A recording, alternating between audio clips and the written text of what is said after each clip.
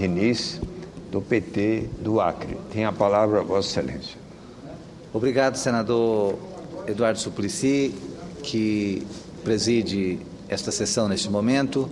Senhores senadores, telespectadores da TV, ouvintes da Rádio Senado. Nesta terça-feira, a Polícia Civil do Rio de Janeiro divulgou a foto do suspeito de acender o rojão que atingiu e provocou a morte do cinegrafista Santiago Andrade. Iniciou a busca por sua captura. Trata-se de um jovem de 23 anos que, de modo deliberado, acendeu em um espaço público um artefato que poderia ferir e matar, o que de fato aconteceu.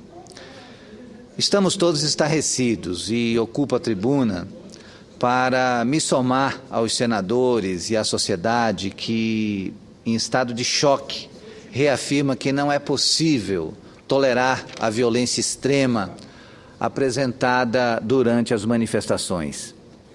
Não é possível também convivermos mais com as brechas legais que hoje permitem que pessoas possam ser presas com artefatos letais e soltas em seguida, como foi o caso do jovem que passou o rojão para o suspeito.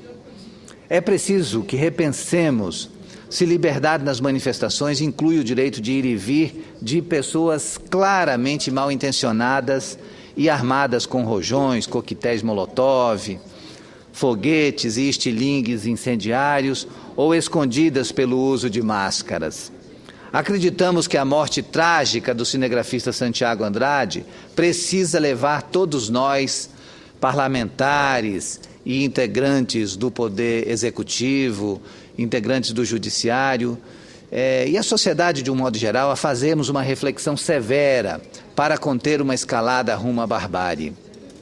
Concordamos com vários analistas que essa morte precisa ser entendida em toda a sua grave dimensão.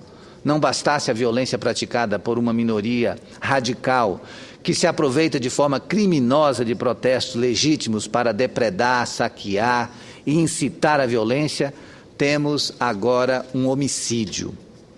Desde o início dos protestos realizados nas ruas, em junho do ano passado, não tínhamos uma tragédia tão concreta, mas, no entanto, já tínhamos, sim, os indicadores de que a violência tomava proporções que ameaçam seriamente desvirtuar o caráter legítimo de protesto contra os serviços prestados de transporte, saúde pública e educação. Em artigo na Folha de São Paulo desta terça-feira, o presidente da Associação Brasileira de Jornalismo Investigativo, José Roberto de Toledo, lembra que, até a morte de Santiago Andrade, havia 117 casos de ataques em manifestações, 108 envolvendo jornalistas. Santiago é a 109ª vítima, a primeira fatal, de uma onda de violência contra jornalistas iniciada com as manifestações de protesto em junho de 2013. Ele faz um alerta verdadeiro. Nada indica que será o último. Acertam os articulistas ao lembrarem hoje que o uso de pedras, fogos de artifício e rojões já antecipava o que viria a acontecer. Acerta a presidenta Dilma Rousseff ao destacar em sua nota que a liberdade de manifestação é um princípio fundamental da democracia e jamais pode ser usada para matar, ferir, agredir e ameaçar vidas humanas, nem depredar o patrimônio público ou privado. E ao determinar que a Polícia Federal participe das investigações. Acerta também o Senado Federal ao reivindicar a votação do projeto que tipifica esse tipo de agressão e apresenta uma forma de punição mais severa para quem participa de atos públicos, de manifestações, com o objetivo, principalmente, de ferir pessoas. É hora de dar um basta.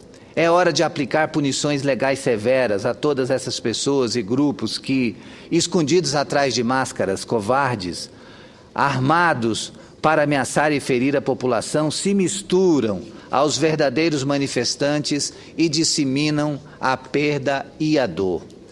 E aqui vale uma ressalva a essa questão. O direito de manifestação, a liberdade de expressão, é algo inquestionável. É um dos princípios basilares da democracia, a liberdade de expressão. E nós somos plenamente favoráveis à liberdade de expressão. Mas essas pessoas que, se escondendo por detrás de uma máscara, portadoras de objetos que podem causar um homicídio, como foi o caso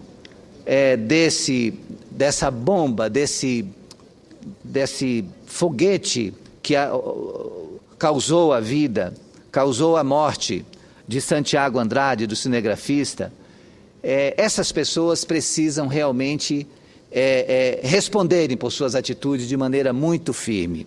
E ao Estado brasileiro cabe uma tomada de posição, ao Estado brasileiro, aos governos estaduais, às secretarias de segurança, no sentido de que essas manifestações sejam realmente vigiadas com muito mais força. É preciso mostrar força, mostrar a capacidade de contenção desses excessos, exatamente para que os excessos não aconteçam. Porque há um princípio básico da segurança que é o seguinte: é preciso mostrar força para não ter que utilizar a força. Então o Estado brasileiro precisa verdadeiramente tomar uma providência diante dessas manifestações. É preciso estar com as polícias militares e a Polícia Federal sempre em estado de alerta para exatamente coibir, impedir que haja qualquer tipo de excesso, como esse que aconteceu. E no que diz respeito ao criminoso que praticou ato de tamanha violência e de vilania ao tirar a vida de um profissional em pleno exercício do seu labor, do seu trabalho, da sua missão de bem informar, realmente esses culpados têm que ser severamente punidos de acordo com a lei. E é preciso, sim, tentar encontrar um caminho de tipificar de maneira explícita, correta, inequívoca, qual é o tipo de enquadramento que esse tipo de pessoa deve ser enquadrado. Qual é a situação na qual essas pessoas qual é o crime exatamente pelo qual essas pessoas devem responder. O fato é que nós não podemos admitir que jornalistas que estão atuando simplesmente para que a transparência pública aconteça, estão atuando para que a sociedade possa estar informada de todos os atos, esses profissionais sejam vítimas de vândalos, de bandidos, de assassinos, que se infiltram no meio dos movimentos para tomar as suas atitudes